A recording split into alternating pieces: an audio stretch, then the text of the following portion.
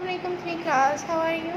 I hope you will all be fine. Today is our 17th online lecture of New Oxford Modern English Workbook.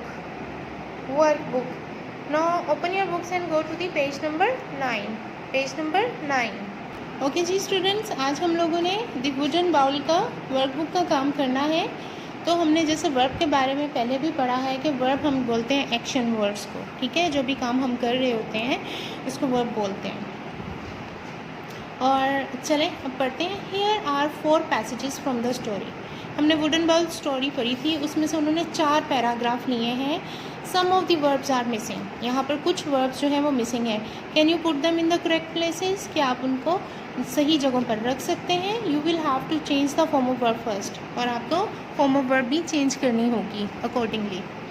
अब एक बात आपने ज़हन रखनी है, जो स्टोरी होती है ना वो हमेशा हमारी पास्ट में चल रही होती है। तो जब पास्ट की बात होती है ना तो वहाँ पर हम simple second form of verb का इस्तेमाल करते हैं, ठीक है। चलें अब हम पहला पैराग्राफ पढ़ते हैं। वन डे, एक दिन, ड्यूरिंग द इवनिंग मील, शाम के खाने के दौरान, the old man dash his plate on the floor. यहाँ पर उन्होंने वर्ड लिया ड्रॉप, तो हम यहाँ पर लिखेंगे dropped, second form of verb dropped. उसके हाथ से प्लेट गिर गई फर्श पर। क्रैश, इट स्मैश्ड, यहाँ पर उन्होंने हमें स्मैश वर्ड दिया तो हमने उसकी सेकंड फॉर्म लगानी है। इट स्मैश्ड, टूट गई, क्योंकि हम पास्ट की बात कर रहे हैं इसलिए यहाँ पर सेकंड फॉर्म ऑफ वर्ब्स आ रही हैं। It smashed into 100 tiny pieces and the food fall, fall की सेकंड फॉर्म आएगी fail, and the food fail all over the place. Next paragraph देखते हैं। थेक्ला एंड मैनफ्रेड, थेक्ला और मैनफ्रेड, यहाँ पर उन्होंने लिखा है बिकम, तो हम यहाँ लिखेंगे became. Thekla and Manfred became a little worried, थोड़े से परेशान हो गए। They dash out on the street, they यहाँ पर लुक है तो हम लुक्ड करेंगे, looked second form of verb use करेंगे। They looked out on the street but Wilhelm was not there, यहाँ पर उन्होंने इज़ लिखा है और इसकी सेकंड फॉर्म आएगी वॉज, लेकिन विल्हम वहाँ ना था। Then they dash a light, यहाँ उन्होंने सी लिखा है तो सी की सेकंड फॉर्म आएगी सा।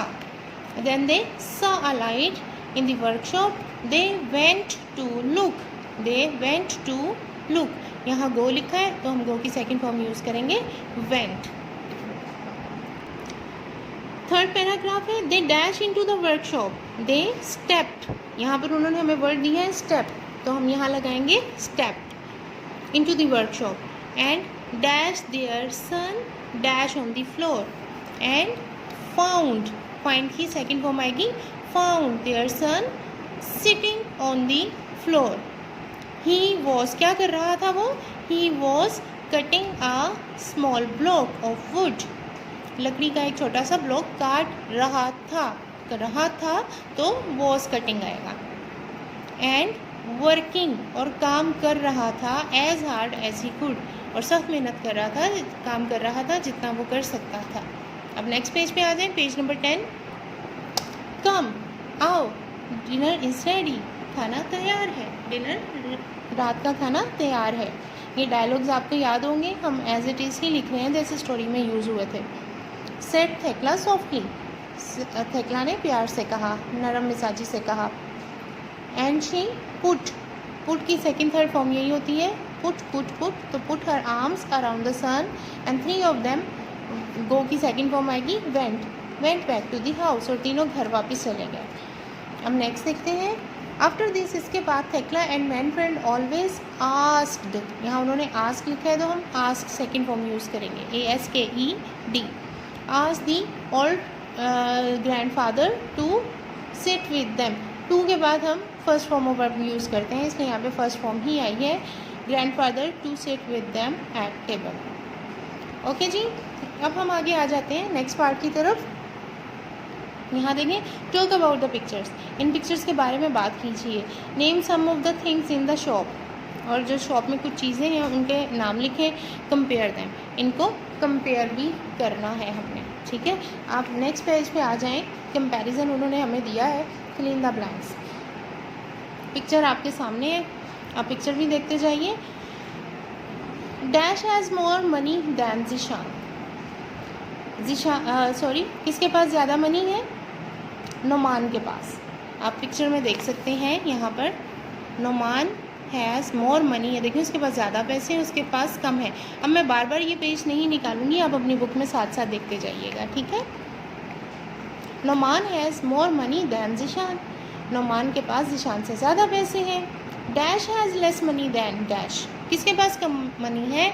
ज़ीशान के पास। तो हम लिखेंगे Zeeshan has less money than Noman. Noman has fewer coins than Zeeshan. Zeeshan has more coins than Noman. ये आप यहाँ पे स्टॉप करके वीडियो को आप अपना काम कंप्लीट कर सकते हैं। अब आप नीचे देखें, नीचे में कह रहे हैं write sentences about Noman and Zeeshan. Noman और ज़ीशान के बारे में हमने जुमले लिखने हैं।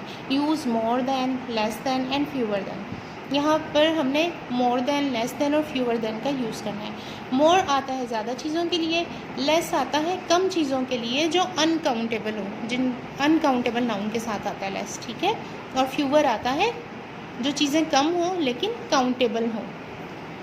तो ये आपने याद रखना है। लेस आता है अनकाउंटेबल के साथ, नाउन्स के साथ, और फ्यूअर आता है काउंटेबल नाउन्स के साथ। अब वो कह रहे हैं उन्होंने ये बॉक्स में हमें दिए हुए हैं वर्ड्स, आपने इनको यूज़ करना है। अगर आप इसके अलावा भी कुछ इस्तेमाल करते हैं तो वो भी ठीक है, ठीक है। अब जैसे आप देखें, Noman has more bottles than Zeeshan. Noman के पास ज़ीशान से ज़्यादा बोतलें हैं। कंपेयर कर रहे हैं ना, देखिए नोमान के पास बोतल ज़्यादा पड़ी हैं और ज़ीशान के पास कम है। तो हमने यहाँ लिख दिया Noman has more bottles than Zeeshan. अब आगे चलते हैं। Noman has less hair than Zeeshan. अब देखें, नोमान के बाल कम है और ज़ीशान के बाल ज़्यादा। तो लेस आता है अनकाउंटेबल नाउन के साथ, ठीक है। Noman has less hair than Zeeshan.